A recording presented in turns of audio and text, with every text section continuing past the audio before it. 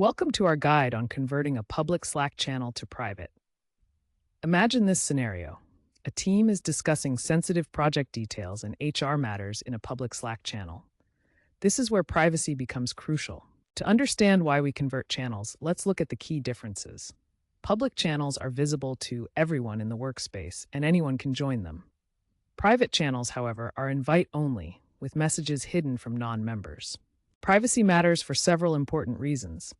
It protects confidential information, ensures compliance with regulations, and prevents unauthorized access. To access channel settings in Slack, first ensure you have the necessary permissions.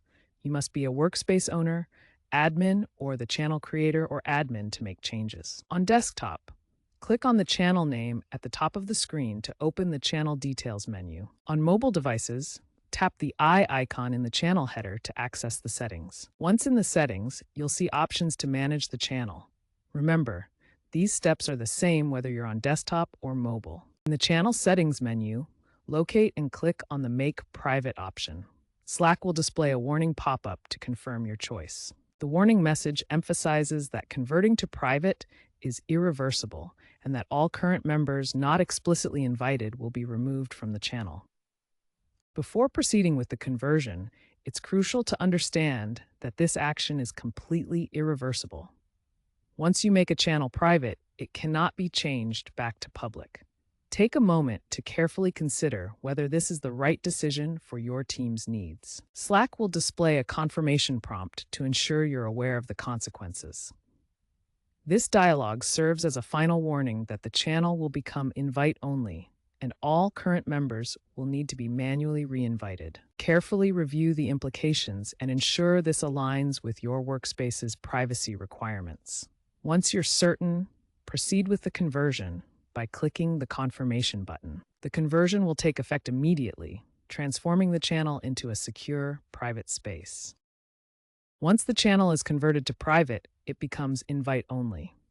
Now you need to manually invite the members who need access to maintain confidentiality. You can invite members by searching for their names or using @mentions in the channel. This ensures only specific people are added. The Slack invitation interface allows you to add members directly, as shown in this welcome screen. To maintain confidentiality, invite only the team members who absolutely need access to the channel's content. Similar to Microsoft Teams, private channels like this one restrict visibility to invited members only. You can invite members in different ways, such as by department, by team, or individually to ensure the right people have access. Like in Discord, you can customize permissions and add members or roles to control who can access the private channel. Remember, selective inviting is crucial for protecting sensitive information and maintaining channel security. Once the channel is private, it's crucial to adjust permissions to maintain security and control. Access the Permissions section in the Channel Details to customize who can perform specific actions. In the Channel Details, navigate to the Permissions tab to set controls. This allows you to define granular access levels for team members. You can control who can post messages, share files, or manage the channel settings. These permissions help ensure only authorized users can take specific actions. For even more control, utilize channel-specific roles that assign different levels of access to different team members based on their responsibilities. After converting the channel to private, Slack does not automatically notify members who were removed from the channel. To maintain transparency and prevent confusion, you should send a workspace-wide message or email informing the team about the change in privacy. Remember, this notification itself must be a private message to the appropriate recipients. When managing private channels, follow these security best practices to maintain confidentiality and compliance. First, only grant membership to those who absolutely need access.